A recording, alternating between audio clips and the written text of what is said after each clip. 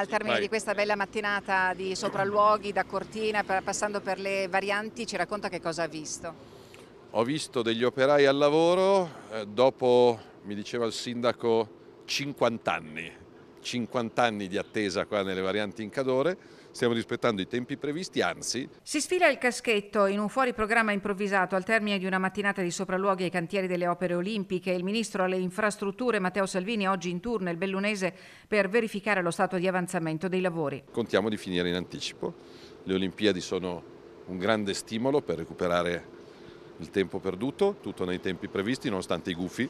Vi ricorderete che fino a qualche mese fa c'era gente che diceva non ce la faranno mai, andiamo a fare il bob in Svizzera, in Francia, in Austria, altrove. Le Olimpiadi sono Milano-Cortina, quindi conto che per il territorio sia un grande passo in avanti. A Cortina la delegazione, con Salvini e anche i referenti del CIO, delle federazioni internazionali della Fondazione Milano Cortina, ha assistito alle operazioni di ghiacciamento del mock-up dello sliding center, cioè del modello di 15 metri in scala reale della futura pista di bob slittino e skeleton.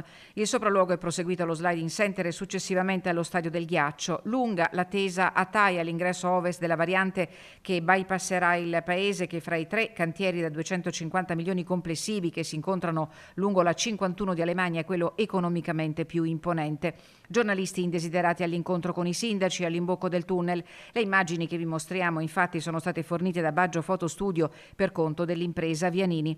Delle varianti di San Vito, Valle e Tai si parla da 40 anni, progettate per i mondiali del 2021 che difficilmente potranno essere pronte per febbraio 2026, ma il ministro, mosso da ottimismo, azzarda. Negli anni 70 si parlava delle varianti, quindi diciamo che se ci arriviamo come nostro obiettivo, come mio obiettivo, dicembre 25, vuol dire che cambia la vita di questi paesi. Ho parlato con i sindaci, ovviamente togli traffico, togli inquinamento, bisognerà che i sindaci con le comunità lavorino per tenere vivo il centro dal punto di vista commerciale, culturale, però ci sono tante iniziative col territorio che stiamo portando avanti. Sindaci che hanno atteso Salvini all'interno dell'imbocco della galleria Tai Ovest e che non si sono lasciati sfuggire l'occasione di consegnargli un dossier sul villaggio di Borca che il ministro ha garantito di voler studiare. Al Ministero oggi pomeriggio mi porto a Roma un dossier che per il Cadore e il Bellunese ha tante prospettive, però oggi fatemi dire grazie alle imprese, agli operai e ai lavoratori,